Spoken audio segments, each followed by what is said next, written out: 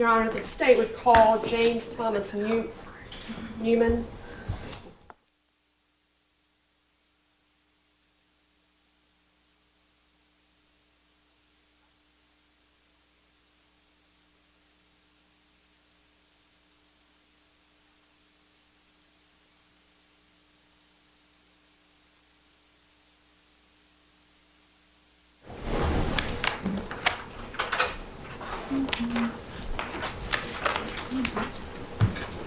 Put your left hand on the Bible. You raise your right, please. Do you solemnly swear the testimony you give this court shall be the truth, the whole truth, and nothing but the truth, so help you God? I do. Thank you, sir. Please be seated. Finish with it.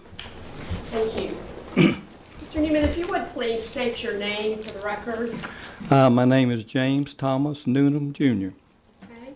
And where do you live, Mr. Newman? I live on 3037 Durham Road, which is at the corner of Old Bayleaf Road and NC 98. And what part of Wake County is that? That's the northern part of Wake County. Okay. And how long have you lived there? Since September of 1976. Okay. And are you currently employed? No, I'm retired. Okay. And what kind of work did you do? I work as an engineer with the North Carolina Department of Transportation.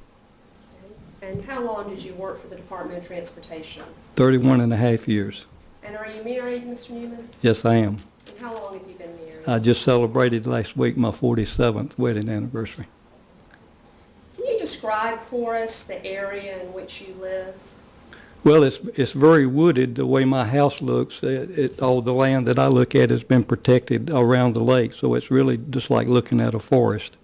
And when you say lake, is that Falls Lake? That's correct, Falls Lake. And your property in particular, and what are the boundaries to your property? Part of it is along NC 98, part of it is down Old Bayleaf Road, and then one boundary is back up Old Bayleaf Road, which used to be a dirt road when I moved there, and then I have a common boundary with my neighbor. And were you there on the morning of June 16th?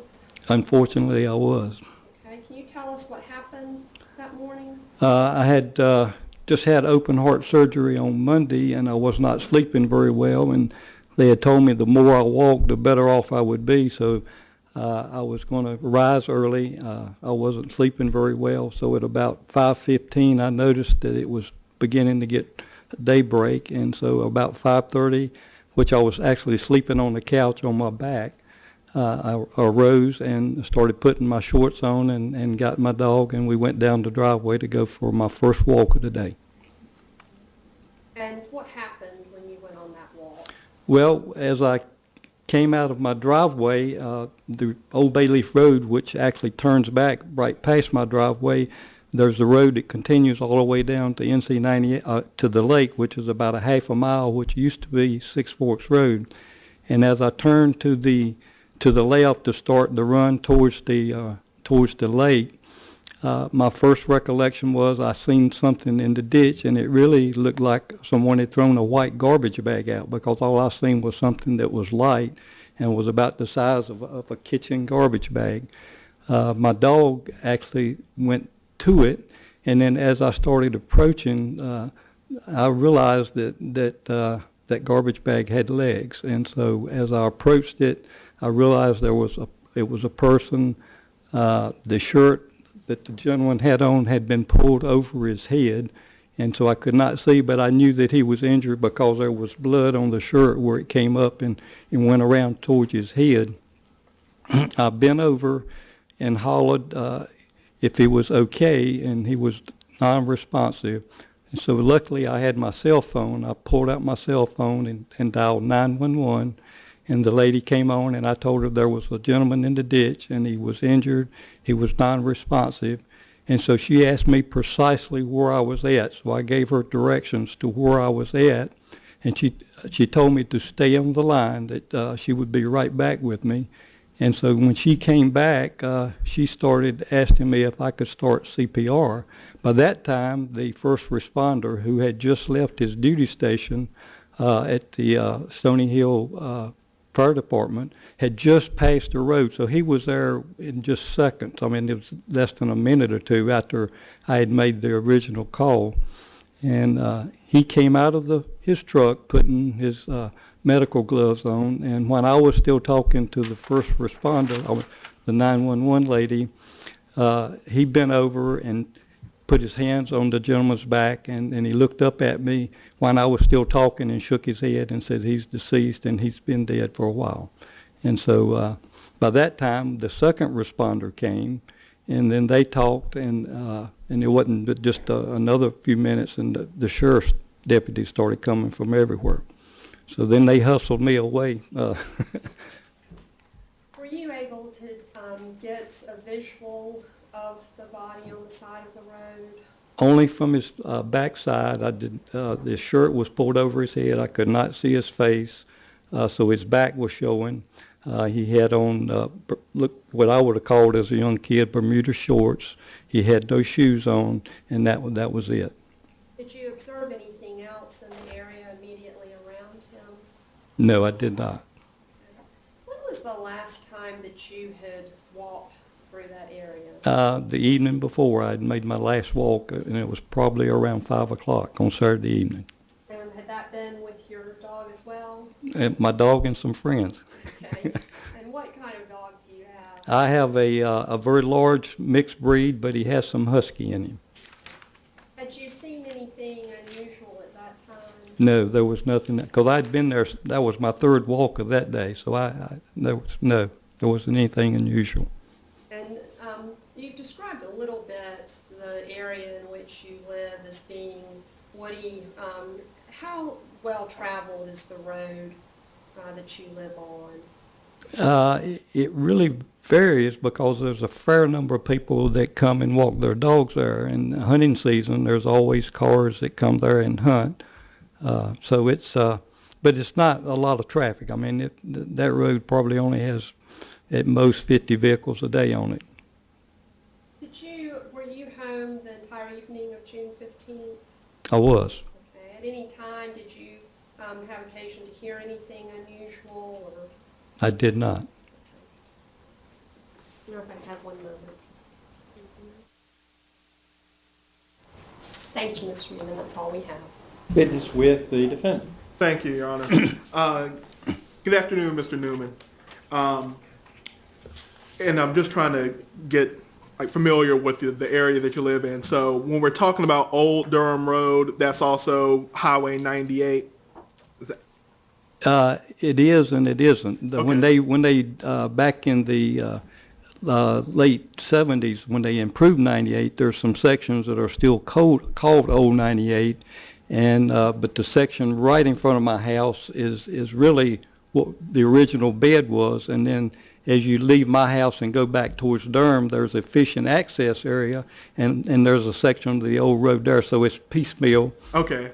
But I guess if general people that weren't familiar with the history, if they say go to Old 98, do they mean? Now, they would be thinking another section of the road that's back towards Wake Forest. There are some sections up there that are 2 or 3 miles long that actually break off and then go and parallel 98. Okay. So I guess the intersection that you live on, or the one that we're talking about, there's the intersection of what two streets? It's the intersection of Old Bayleaf Road. Old Bayleaf. And it used to be Six Forks Road before they built the lake. They actually blew the bridge up where I walked down to. There was a bridge there, and that was Six Forks Road. I could come out of my driveway and never make a turn and go all the way to North Hills. And that's not the fact anymore. Not unless I have one of those things that drives across the water. All right. So Old Bayleaf, when you come out of Old Bayleaf, that major road there, what road is that? That's NC 98 or Durham Highway. Durham Highway. Yeah. All right. So I'll just make sure I call it that, because sometimes they references the Old Durham Road. So it's NC 98 Durham Highway. Now, NC Durham, the Durham Highway, that will take you all the way to Durham, and it connects Durham and I guess North Raleigh, Capitol Boulevard. That's correct. When you came across what ended up being Mr. Perez's body, how far was that body from the intersection of Old Bayleaf and Durham Highway? Probably 200 plus yards. And if you continue down Old Bayleaf, that's when it turns into a dirt road, correct? No, sir. Okay. It actually just passed where the gentleman was laying. The road makes a 90-degree turn to the left, Okay. and that is what used to be a dirt road when I moved out there, and that was that has now been named Old Bayleaf Road. So Old Bayleaf Road is like an L. It goes a few hundred yards and then turns and goes about a half a mile to service the neighbors.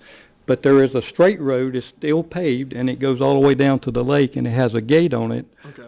probably about 100 yards or so from where the body was laying. Okay.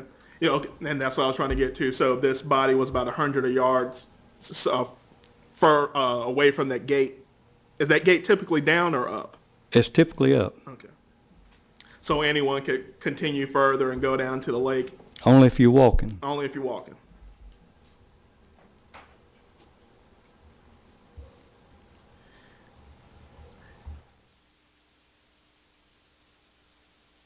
And how far off the roadway was this body when you found it? Probably halfway between where I'm sitting and that desk. Okay, so I'm terrible with measurements. Maybe 10 feet? Yes, That about right? yes. So you didn't have to go off into the woods to find it. You can just see it walking right on the regular road. That's correct. The ditch is very shallow there. It's just a real gentle ditch, and he was laying in the very bottom of the ditch. And I think you had just told Miss Freeman that your last walk on, I guess it would be Saturday the 15th, That's correct. was at 5 o'clock that day? Approximately. When you talked to, do you remember talking to Investigator Barefoot about this when he took your statement? I talked to so many people, I didn't I'm sure collect you any did. names. So.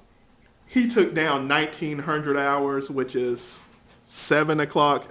Does that sound right, or just somewhere between It's 5 just- and 7? Well, when I go walking, I generally walk 2 or 3 miles, so it's I'm out there for a while, and I just didn't precisely log the time. So Yeah, and I'm not asking Yeah, you to. I'm just it's somewhere in the window between 5 and 7 is when you took your last walk. the That's night correct. before. And then you said you went back in the house and you were recuperating from some surgery that you had, and you didn't sleep it well that night. no, it's very very hard to sleep laying on your back when your chest has been cracked open. I can I assure hope you. I never have to go through that, but I'll take your word for it. And you didn't hear anything unusual that night from No. Saturday to Sunday. You didn't hear any gunshots or anything that night? No. And from where your house is located to where that body was found, if there was a gunshot there, do you think you would have heard it? It just depends. If it was several, I probably would have, but one could have went by because, I may have been dead asleep. I don't know. So Gotcha. And you said this is a pretty popular place for people to come and walk their dogs, or fairly popular. fairly popular. Where do people park when they come down there? Do they just park on the side of the road? And That's correct. all right. And it's not paved or anything like that. No, it is paved. Excuse me. Places for them to park are not No, paved. no, they just pull over. Okay. Has that ever been an issue for you, with people coming there and? No. Okay.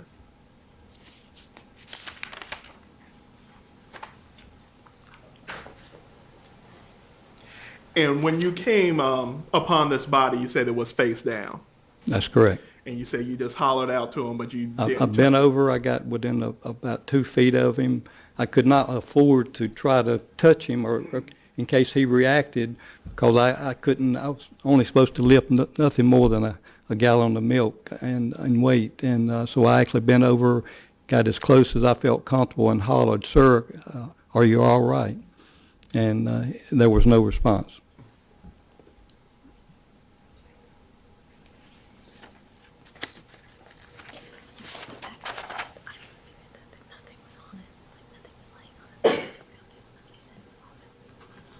And you, when you said you came upon him, you said he had his Bermuda shorts on and his T-shirt kind of pulled over his head, and he wasn't wearing any shoes at that point. That's correct. And you didn't see a knife or any weapon or anything around him at that point? No.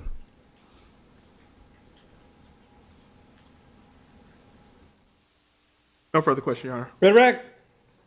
Briefly, Your Honor, Mr. Noonim, when you came upon the body, did you walk at all around that area beyond that? I did not. I stood on the same side that I walked up on. And beyond where the body was laying, if you could just kind of describe what that area is like. We've kind of heard of the road and where the ditch is slightly sloping, but then beyond where the body was. It's just sort of growed up small brush, and I think the first responders they did walk around, and they did find, I heard one of them say, his shoes are over here, but I don't even know exactly which direction that was, because he was off, another 10 or 15 feet. You were not part of that effort? I was not.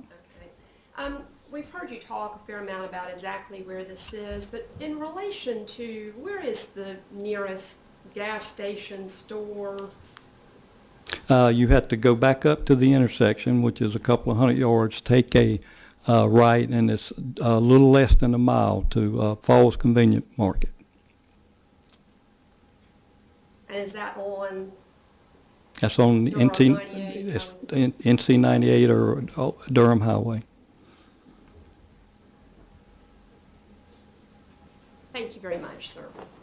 Thing along those lines. Yes, Your Honor. Mr. Newman, is there also a dump close to that area? Yes, it is. If you drive past the Falls Convenience Mark about a mile and a half at almost the bottom of that long hill, there is a dump that everybody goes to. It's a Wake County sponsored dump. And about how far from this body's location is that dump? Probably a little over 2 miles from actually the intersection of Old Bayleaf Road. No further question, Your Honor. Yes, ma'am. Anything further? No, Your Honor.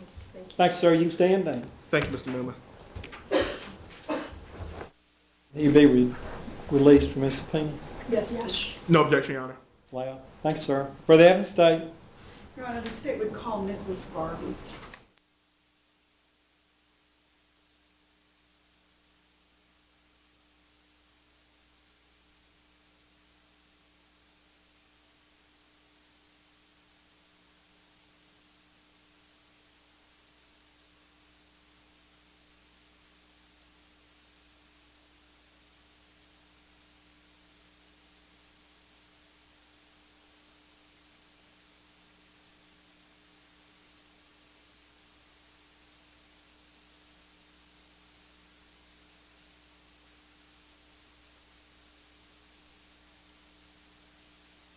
Do you solemnly swear the testimony you give this court shall be the truth, the whole truth, and nothing but the truth, so help you God? I do. Thank you, sir. Have a seat, please. Witness with you. Could you state your full name for the court, please? Yes, ma'am. It's Nicholas Oland Garvey And how are you employed? with the Wake County Sheriff's Office, And how long have you been with Wake County Sheriff? December 1st, 2008. And in order to become a Wake County Sheriff's Deputy, what kind of education and training was required? I went through a 6-month academy with the Wake County Sheriff's Office to qualify for basic law enforcement training, which is required by the state of North Carolina to be a law enforcement officer. And when you finish the basic law enforcement training, is there any additional on-the-job training that you get? There's schools that we can go to that we apply to go to, and our supervisors approve them, but there's no required training, just on-the-job learning.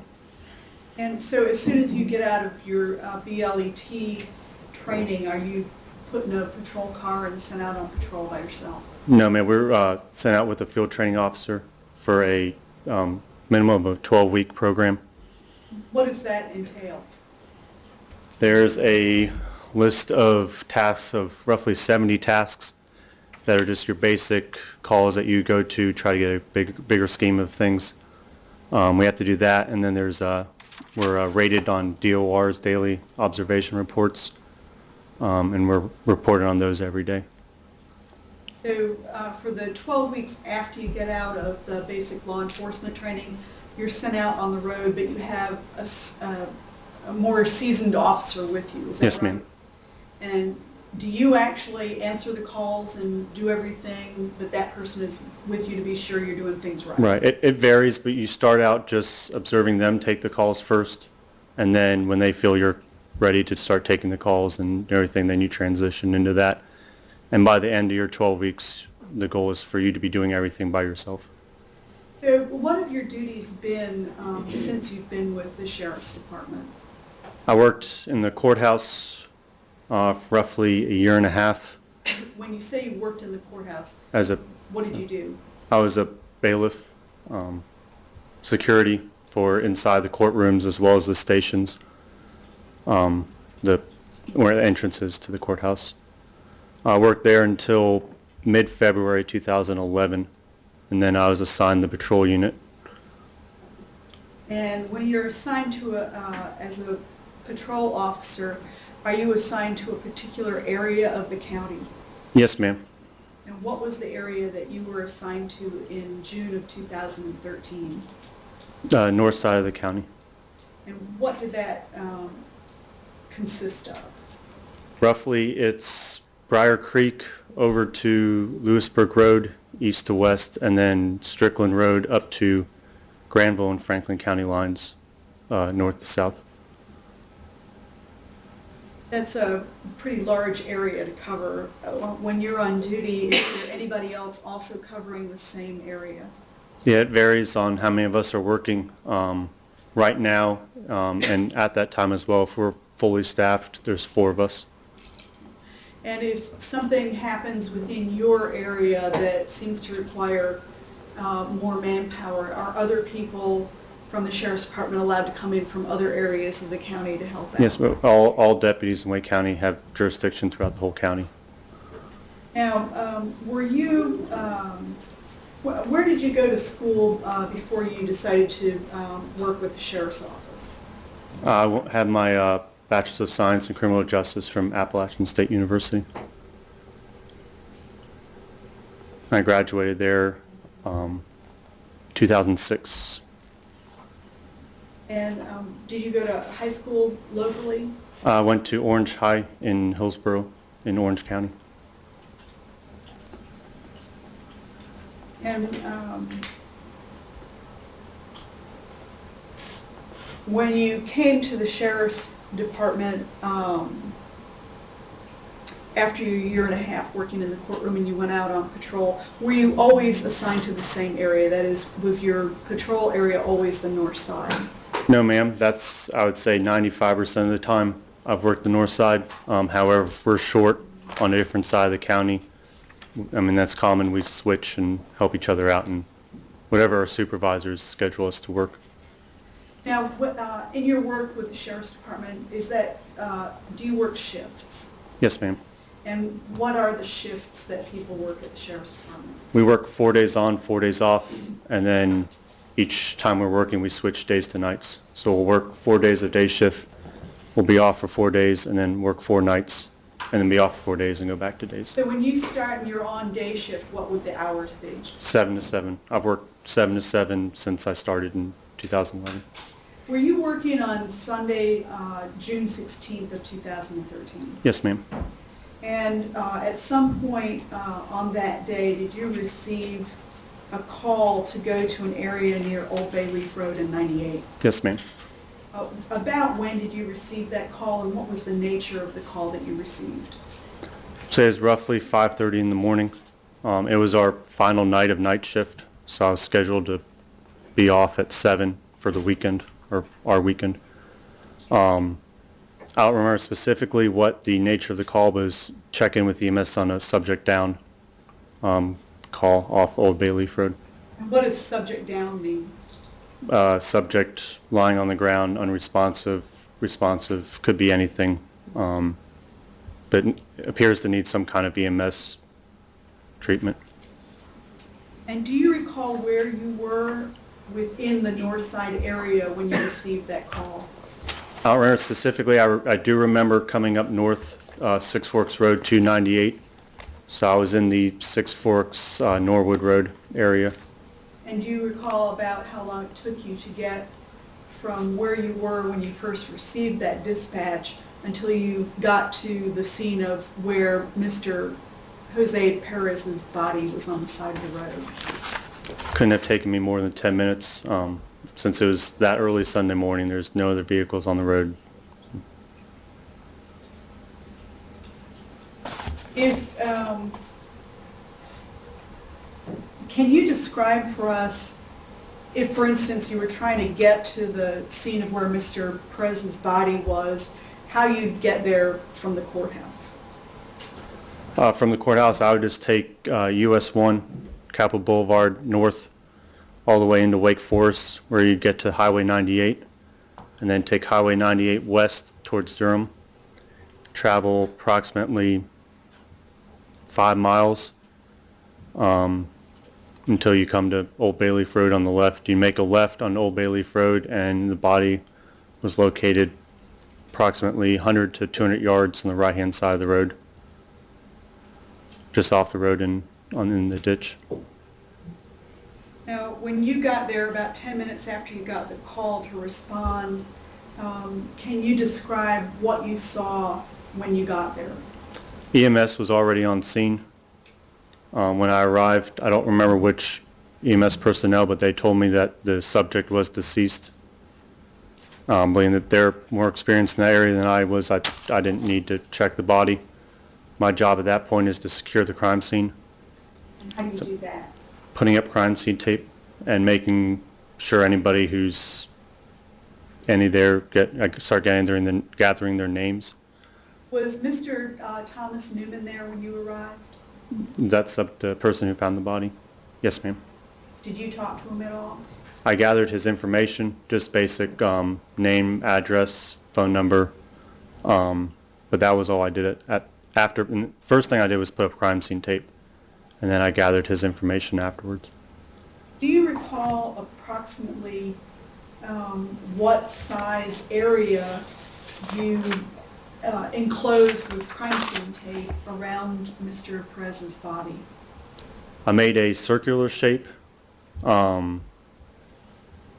I would say the radius from the body out to each side was 20 to 30 yards. And did you get any help in doing that, or was that just you at that point? I believe EMS, I did have some help doing it. When you're making something that big, it's good to have some help with holding the tape up while you're wrapping around trees and whatnot. Now, you said you didn't do anything to the body, you didn't touch it in any way. Didn't touch it, no, I didn't. Yeah, no ma'am. What, you were able to see Mr. Perez, however. Right. Can you describe what you saw?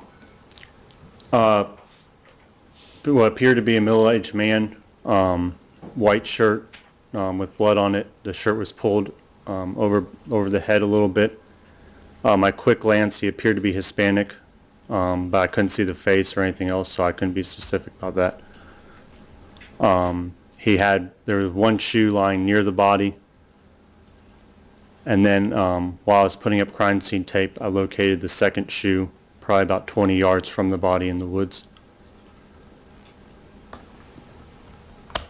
And what kind of, other than the white bloody t-shirt that he had pulled over his head, do you recall anything else about the clothing that he had on? No, ma'am. Not that I can recall. And do you recall whether or not Mr. Perez was spread eagle, or his arms were under his body, or how he was positioned? Face down. As to where his arms were, I don't recall. You did not see EMS move him in any way? No. No one touched him when I got there from that point until I put crime scene tape up, and then after that I wasn't observing the body anymore. But from the time I got there, no one touched him. So you said earlier that if you turned onto Old Bayleaf Road from 98, that the body was between 100 and 200 yards down from 98 on the right-hand side of the road. Is that correct? Yes, ma'am. How far off the road was Mr. Perez? 5 to 10 feet. And is that a paved road or an unpaved road? It's paved. And in the area where Mr. Perez's body was, can you describe what the ground was like around there? It's grass. There's a ditch there, just your typical drainage ditch. Whether he was in the ditch or on the side of it, I don't recall, but he was closer to the ditch than the road.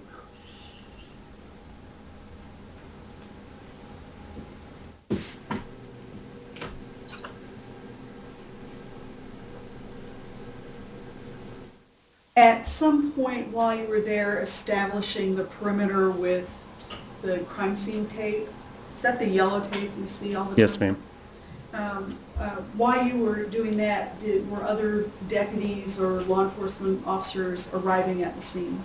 Yes, ma'am. I can't be 100% certain when they showed up, but I do know right after I finished the crime scene tape, Deputy Mackey arrived.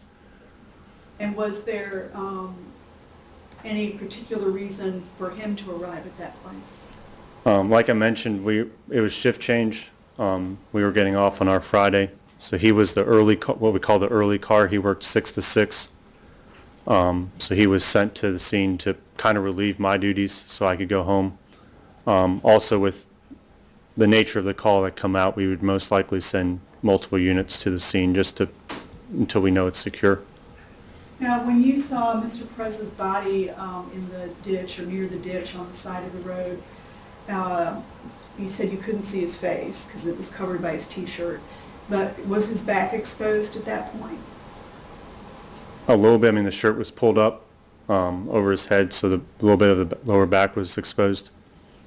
You said that his shirt was bloody. Could you see, or do you remember seeing any wounds on his back? Not that I recall, no, ma'am.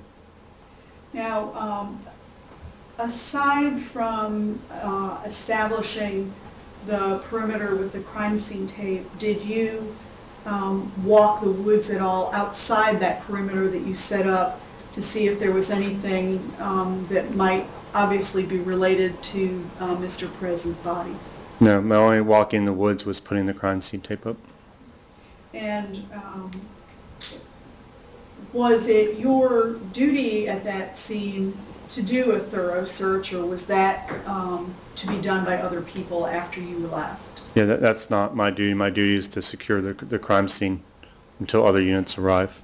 And essentially, was it Officer Mackey that took over your part of the duties at that scene? Right. Did you provide Officer Mackey with any of the information that you had gotten from Mr. Noonim or from the EMS people? Yeah, I'd written down Mr. Newman's just basic contact information, like I told you. And I didn't interview Mr. Newman, so the only thing I passed over was just his basic contact information. And once the EMS people had told you that the person on the side of the road, Mr. Perez, was deceased, and you started putting up the crime scene tape, did you allow anybody else to go inside the crime scene tape? No, ma'am. And at about what time was it that you were relieved to be able to leave the scene by Officer Mackey? Can't be specific. I do know after he arrived and other units, we had supervisors on scene. My last task they asked me to do was put up a piece of crime scene tape closer to 98, but still on Old Bayleaf Road to block off media. And once I had done that, I left. I would say I left the scene 6:20, 6:30 in the morning. And once you left that scene, did you have anything more to do with the investigation of No, ma'am. this event that caused Mr. Perez's death? No, ma'am. Thank you. I have another question. Witness with defendant. Thank you, Your Honor. Good afternoon, Deputy Garvey. Good afternoon, sir. So is it always the duty of the first law enforcement officer to arrive to kind of secure the scene? That's the goal, yes, sir. The protocol, Right. I guess. And when you got out there, you were the first law enforcement officer. EMT is already out there when you got out there. Yes, sir. And obviously you didn't need to hunt for the body because they were already located at the body. Correct. And there was no need for you to touch the body or anything because they had already informed you he's dead. Yes, sir. And you said that off 98, it's 100 to 200 yards before on Old Bayleaf before you could see the body on the right-hand side of the road. Roughly, yeah. And you said 10 to 20 feet, excuse me, I wrote it down, let me make sure I get, you said he was 5 to 10 feet off the side of the road? Correct. So you could see him from the paved area of the road? Oh, yeah, definitely.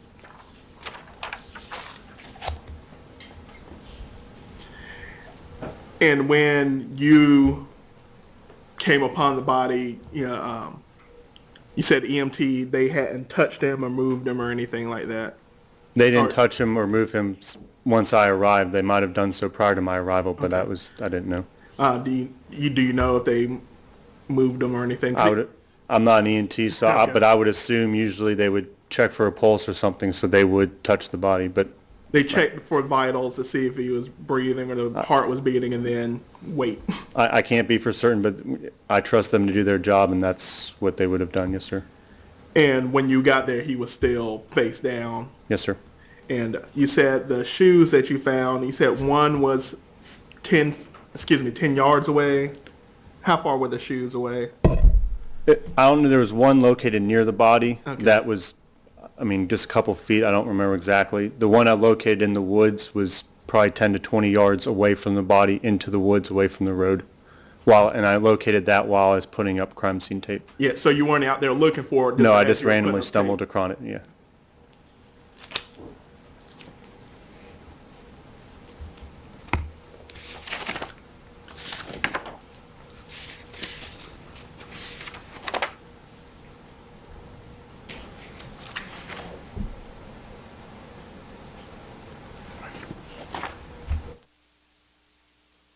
Correct. No other questions? Thanks, sir. You can stand down. Thank you. You requesting to be released from this subpoena? Yes. No objection. Thank you, Deputy. Further evidence, state. Your Honor, the state would call J.N. Mackey with the Wake County Sheriff's Department.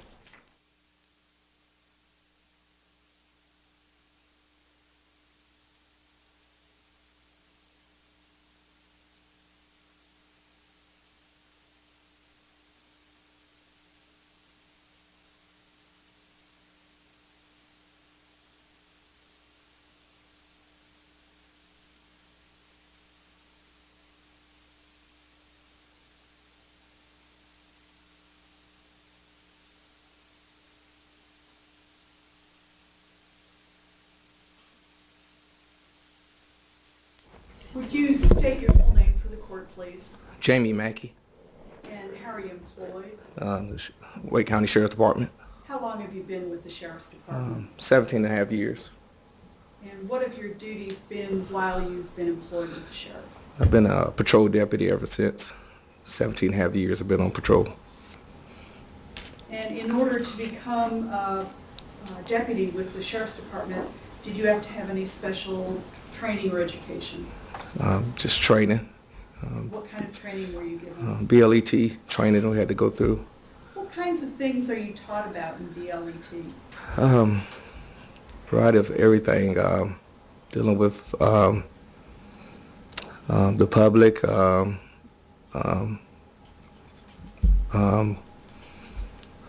vehicle stops, how to know what's suspicious.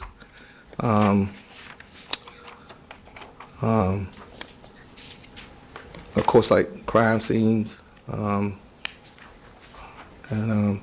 how to, preserve anything that we come across, to keep stuff in a good format for the stages for the next oncoming officers or investigators and stuff like that.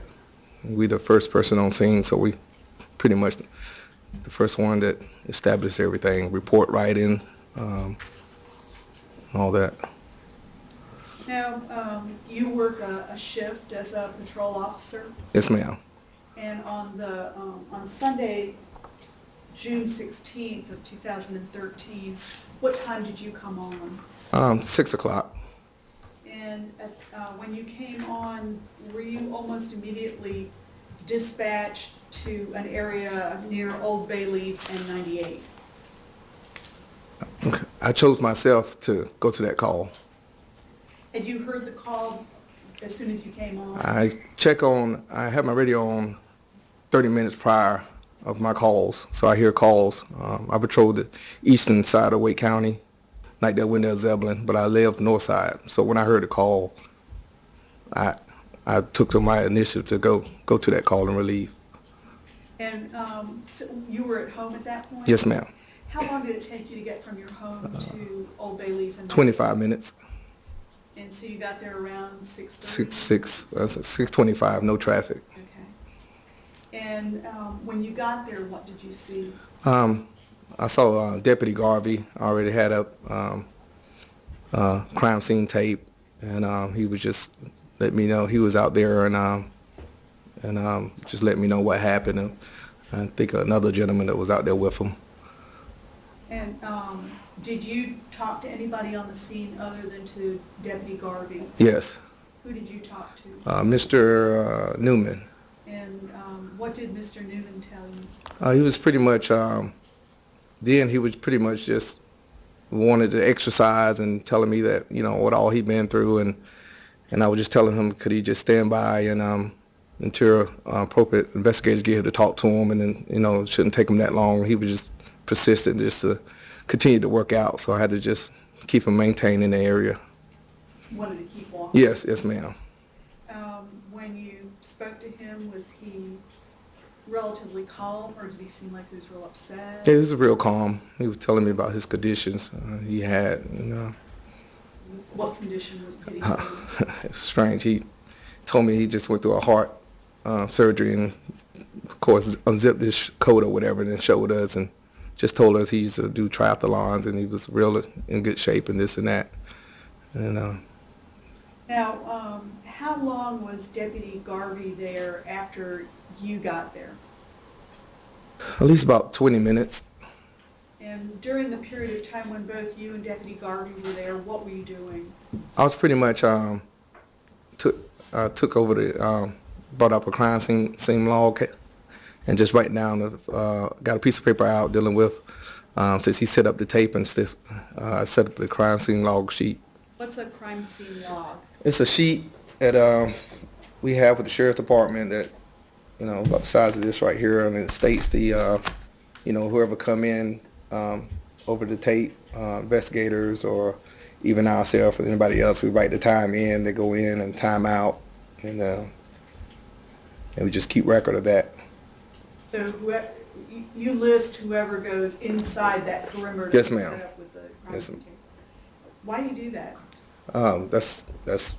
That's part of the job. I mean, we got to know who keep this, whatever situation we're dealing with. We got to know who went in there, so nobody would contaminate anything or change anything around or disrupt anything. That's our job. And while, had the entire perimeter already been done by Deputy Garvey by the time you got there? Yes, yes. Only thing I remember, I think he changed something in the back. He just made it a little bit bigger himself. He did it himself. I didn't never touch the crime scene tape. And while you were there, were other deputies also arriving? Not at that time. A supervisor arrived on scene. Who was the supervisor? I think Sergeant Bowers later on. And after Sergeant Bowers got there, did other deputies come to the scene?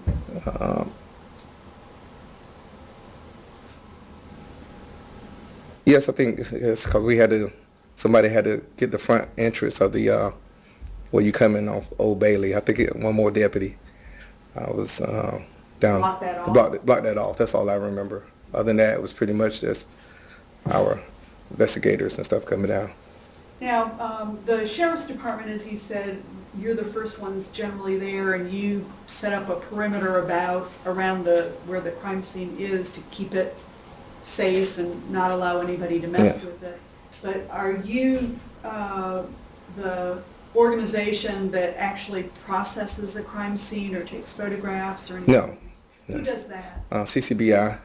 And do you know what CCBI stands for? City Bureau of Investigations of. And did either you or Deputy Garvey call them to come to the crime scene? Deputy Garvey. And do you know about what time it was when somebody from CCBI or people from CCBI got there? Had to be at least about, my recollections, about 45 minutes.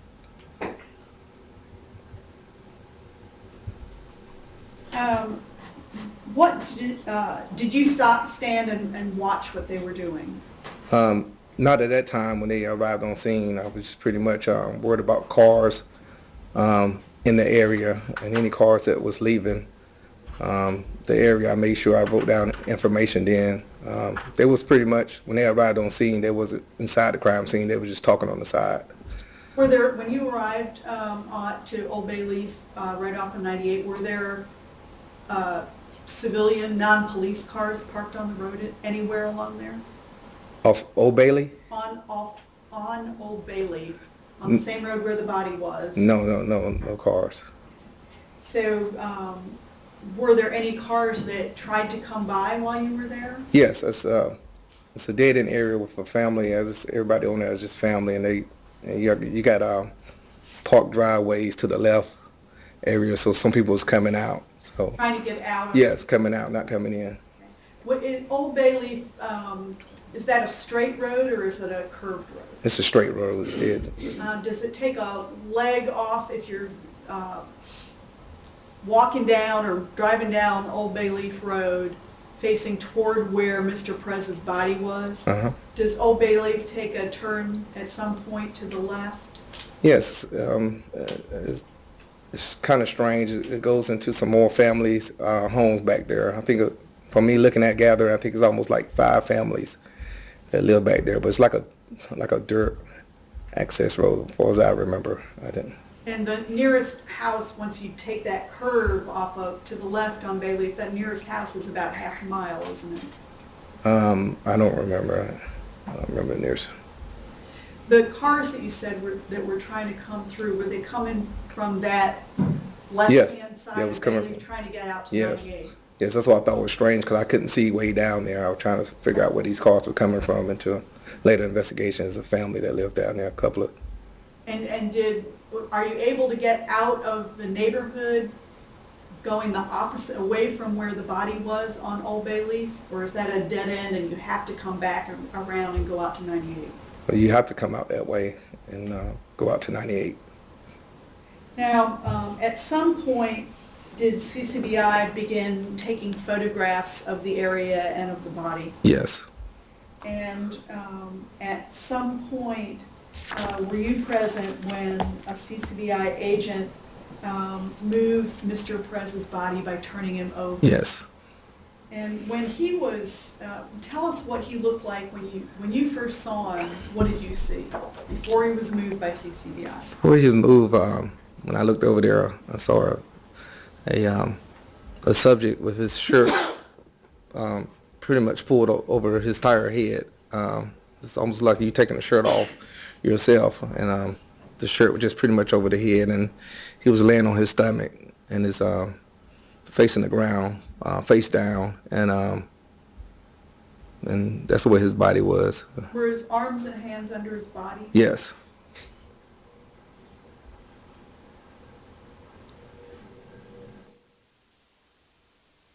And how close did you get to him? Did you walk inside that perimeter tape? When they did it, yes, I did. Yes. Mm-hmm. And before he was turned over, what observations, if any, did you make of his back? I just remember a couple of markings on the back. That's all I remember. Couldn't tell what it was or anything dealing with. I just saw some markings on his back area. And the shirt that was over Mr. Perez's head, do you recall the color of it? A white T-shirt. And was there anything on it? Blood, heavy blood stains on it.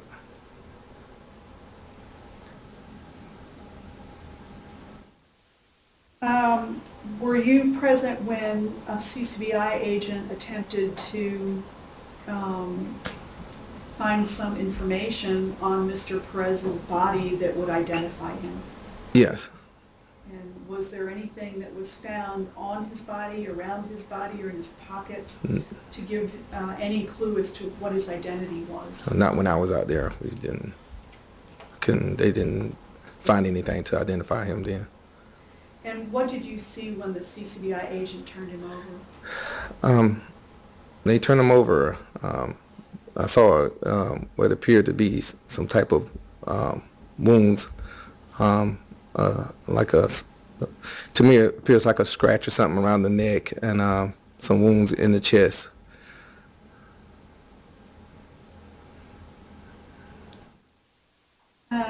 Was anybody found while you were at the scene to be in the area who knew anything about Mr. Perez's body or Mr. Perez other than Mr. Noonim that you talked to? Other than just Mr. Newman. And at some point while you were there, was Mr. Perez's body removed from the scene? Yeah. And how much longer were you at the scene after he was removed from the scene?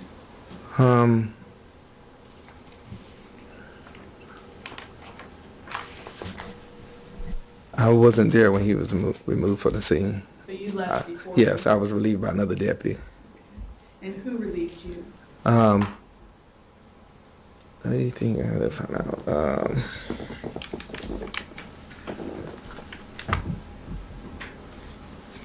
I couldn't recall right now. My notes, I couldn't. So what was the total amount of time that you were at the crime scene at Old Bayleaf in Durham? I was at least out there at least about 2 hours. Was it, what kind of day was it? It was a pretty much clear day. Sun was coming out about time, I got up there and just getting warm. A little small cool breeze a little bit. So at the point where you were relieved by another deputy, you left the scene? Yes. And did you have anything further to do with the investigation of this incident? No, not that. Besides typing my supplement in the report, that's all I had to deal with. So you made a report and filed it, and that's all you did? Yes, ma'am. Thank you. I have no other questions. Thank you.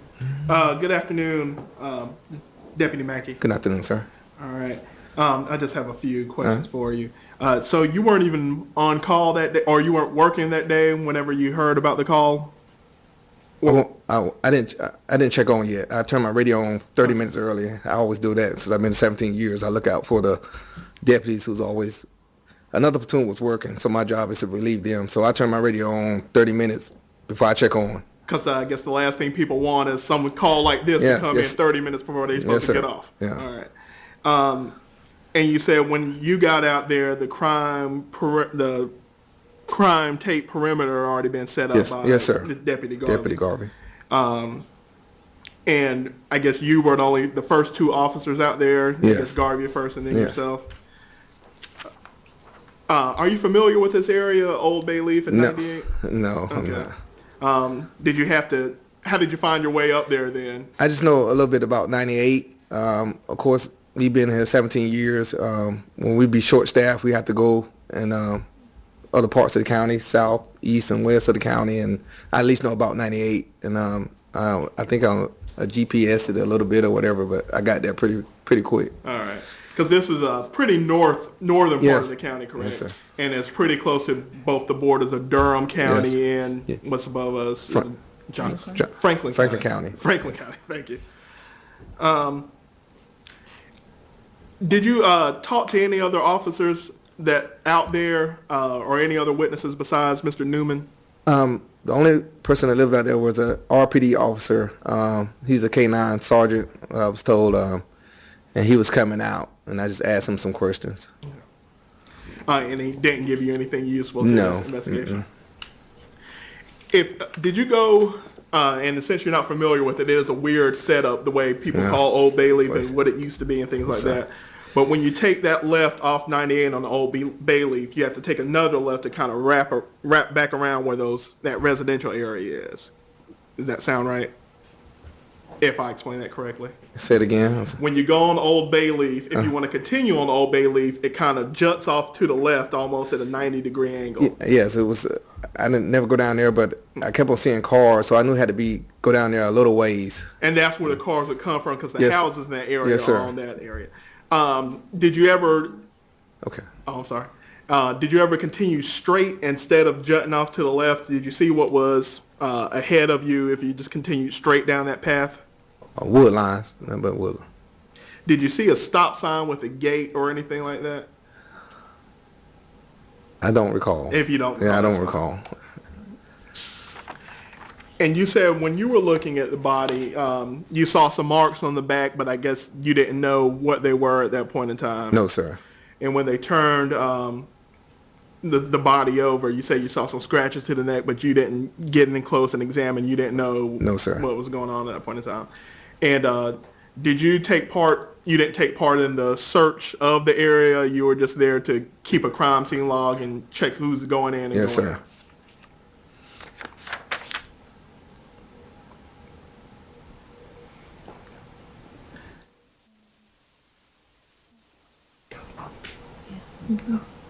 No further questions. Thank you, sir. Be right. No other questions.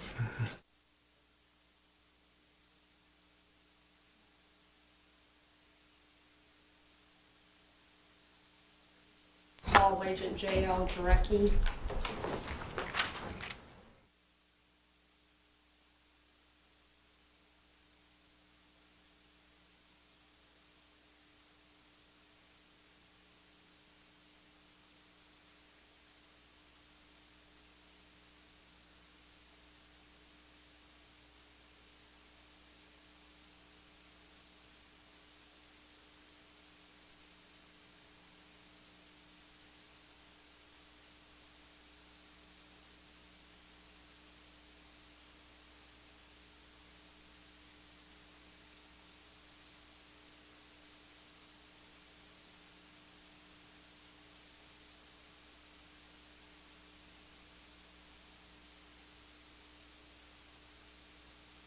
Your testimony you give this court shall be the truth, the whole truth, and nothing but the truth, so help you God? I do.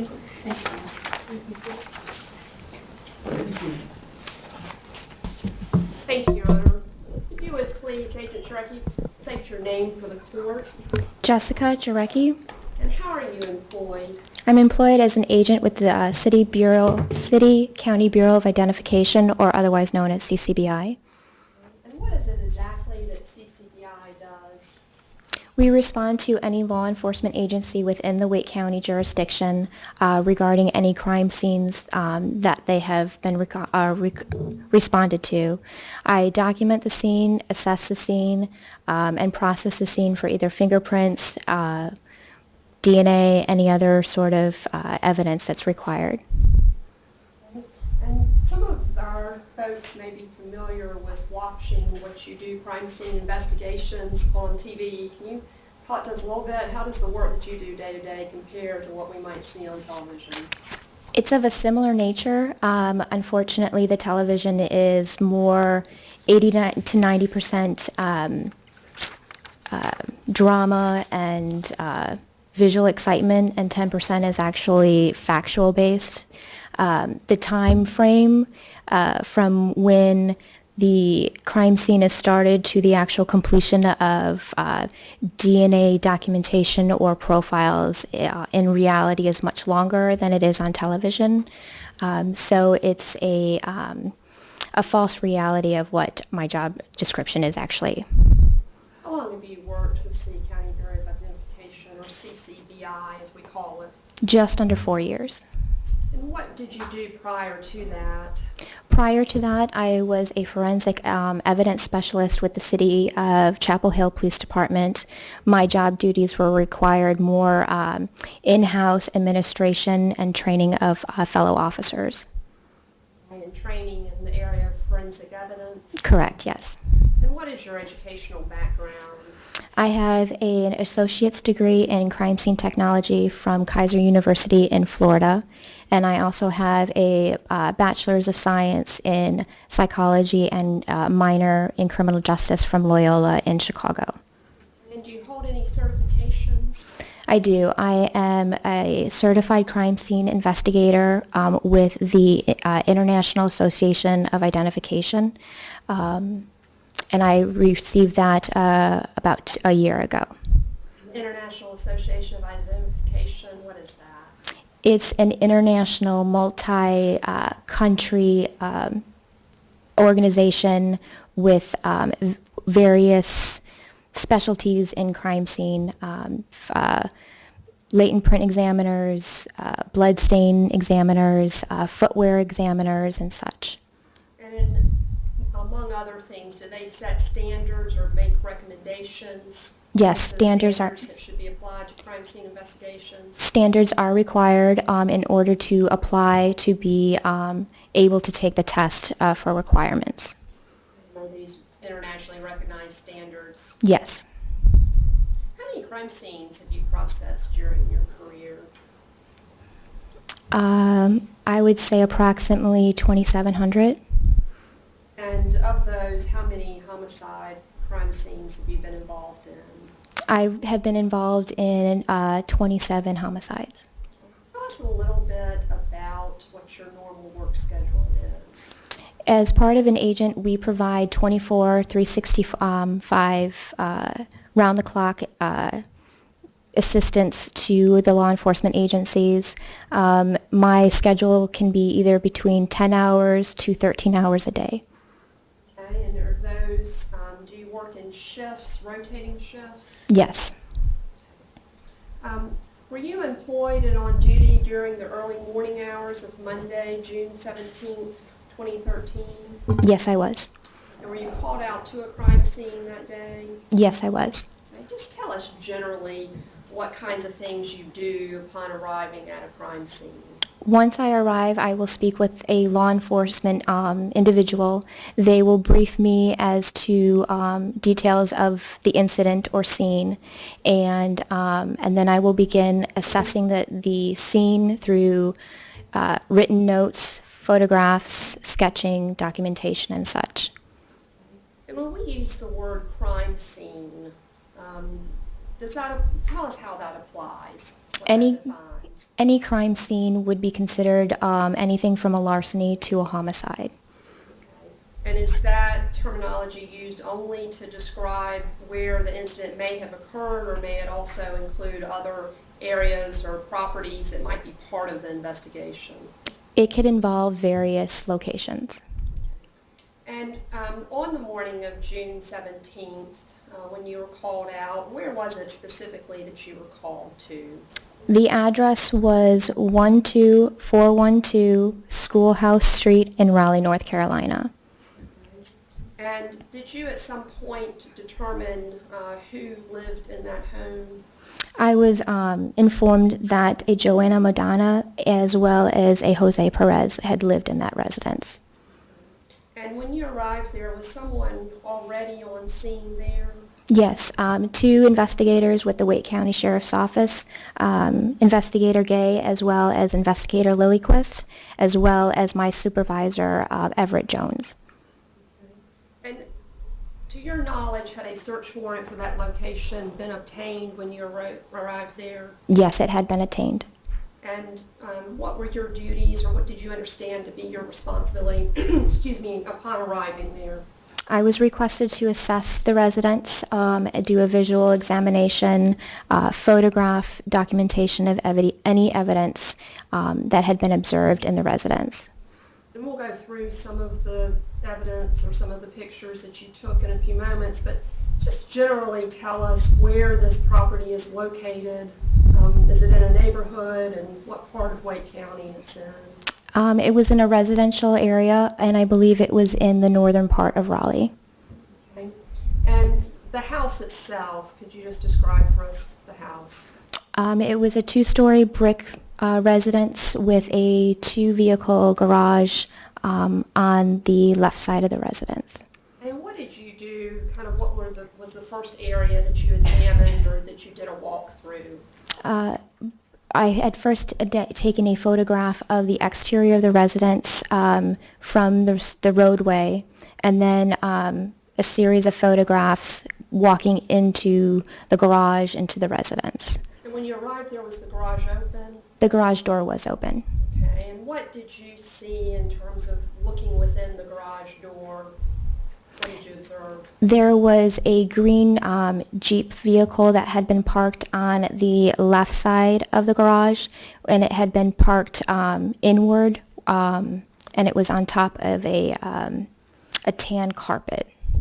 And what other things did you observe as you looked into the garage?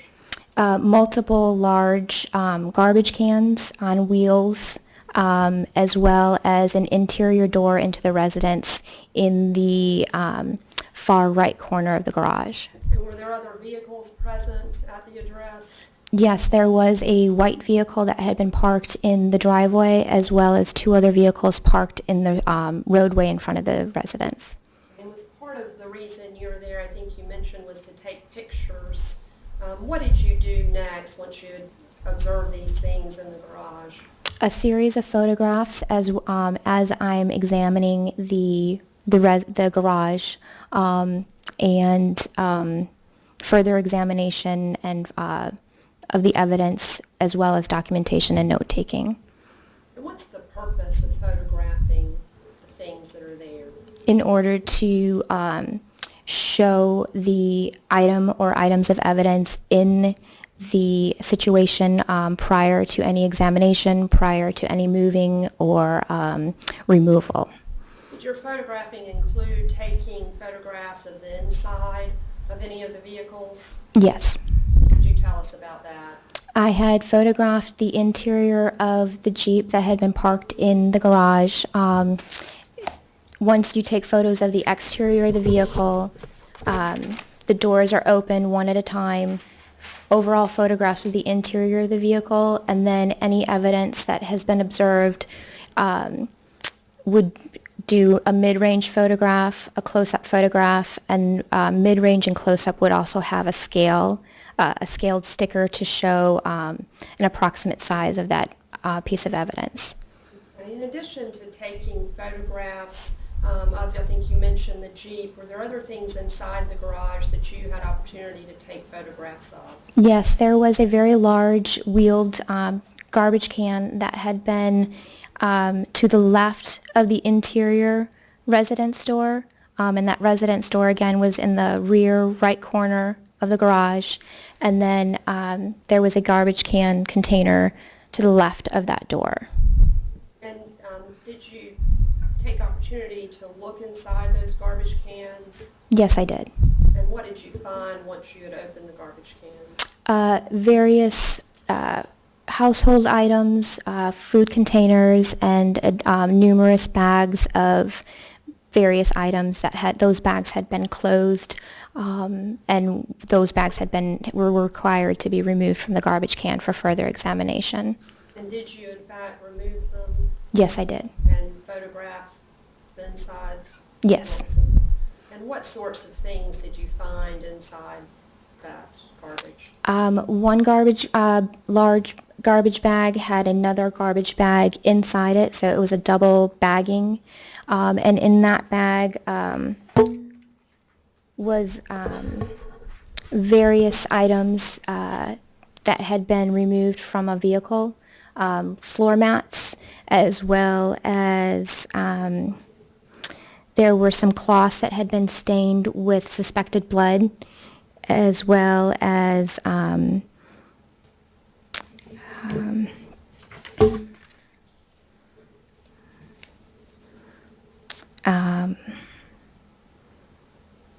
and in that double bagging was also a box knife, as well as a stun gun device. When you say a box knife, give me a knife in which, a box in which a knife? It was a box container that had been empty as well, so a box knife. In addition to photographing what was in the garbage there, what else did you do while you were there at the scene?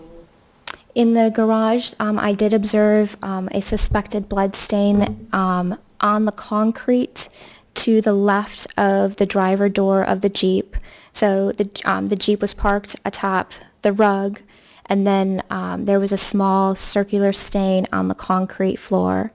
That stain was photographed with and without scale, and then that stain was tested with a presumptive blood test. That test is, we take a sterile swab and soak that swab with distilled water, and then take a small sample from that stain. And then we have 3 liquids as part of the presumptive test. And the first drop is going to be a methanol liquid, and then the second drop is going to be the phenolphthalein liquid, and then the third drop is going to be the hydrogen peroxide liquid. If the stain comes with a presumptive positive test, the swab will turn a very bright purple pinkish. And then once that presumptive positive test is performed, then a secondary sterile swab is moistened with distilled water, and that stain is collected and then packaged properly. And the purpose for collecting that, what happens next, just based on your experience? That stain could be sent to the state lab for a confirmatory test to confirm that that stain was blood, and then by request that stain could be sent for DNA analysis. You mentioned something about a presumptive test or presumptive positive. What does that mean? A presumptive positive is just going to inform us that that stain is blood. It does not tell us whether it is human blood.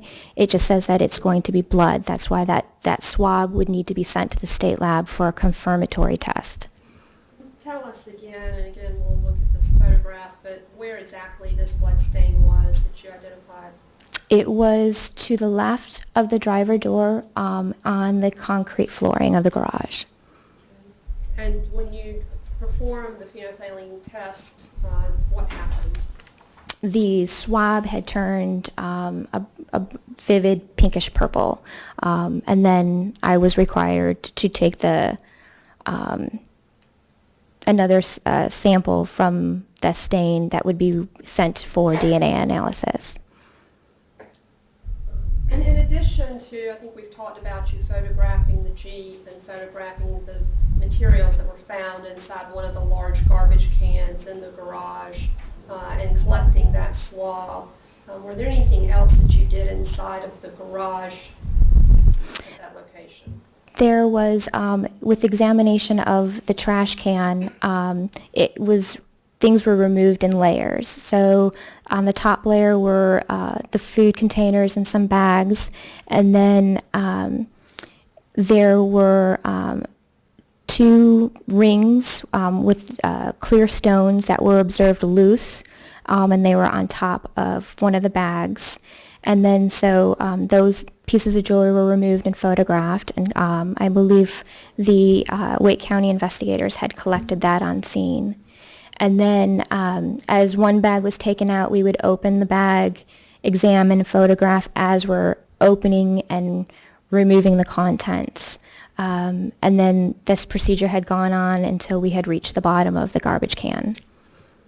And did you have occasion to collect any items yourself there at the scene? Yes. Okay. And would you tell us what those items were that you collected? The double garbage bag was collected, as well as items within that double garbage bag. From the double garbage bag container was the knife box and the zap stick, a zap stick stun gun, various wipes or cloth that had been stained with suspected blood, 4 vehicle floor mats that had also been stained with suspected blood, and then the 2 large trash bags. Loose in the garbage container was a Armor All wipe container, and that had also been collected, as various stain or cloths that had been stained that were also loose in the trash can. And then with further examination of the trash container, a secondary large black trash bag had been observed, and again that trash bag had been photographed within the trash can, and then we had removed it, opened it, and it had examined the contents. And those contents of the second trash bag were clothing items that had also been stained with suspected blood. When you say clothing items, could you tell whether they were belonged to male or female? They appeared to be female in nature. After having gone through what was in that larger garbage can, did you at some point then go into the house itself? Yes, I did. And could you tell us kind of what you did inside the house and the basic layout of the house? I was requested to take overall photographs of the interior of the residence. Again, it's a 2-story residence. So once you walk into that residential interior door between the garage and the residence, you would walk into like a kitchen dining room area, and then behind that kitchen dining room area was what appeared to be a bedroom, and then if you turn to the right, there's going to be a small hallway and then a large living room, and then along the inner wall of the living room is going to be a stairwell to the second floor.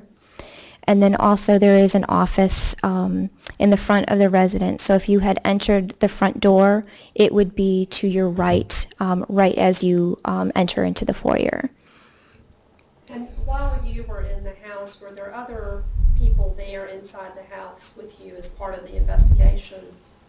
Yes, there was. Investigators from Wake County as well as my supervisor. And were they taking pictures at all? I was the primary individual taking photos. And were they responsible for collecting evidence? At that time, we were doing a cursory examination of the residence. Did you have opportunity to go upstairs? I did, yes. And what, if anything, did you observe up there? There were various bedrooms of individuals of varying ages, and they appeared to be female in nature. And did you photograph that area as well? I did. Overall photographs were taken. Okay.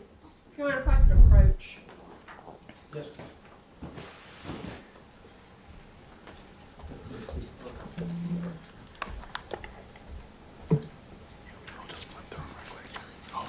Ladies and gentlemen, while they're doing that, we're going to take our afternoon recess period.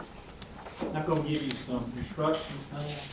We repeat these instructions ad nauseam because they're important and you have to follow them, and I'll give them to you at every break you have. You do not talk among yourselves about this case. Whether you not talk to anyone else, allow anyone else to talk with you, or to say anything in your presence about this case.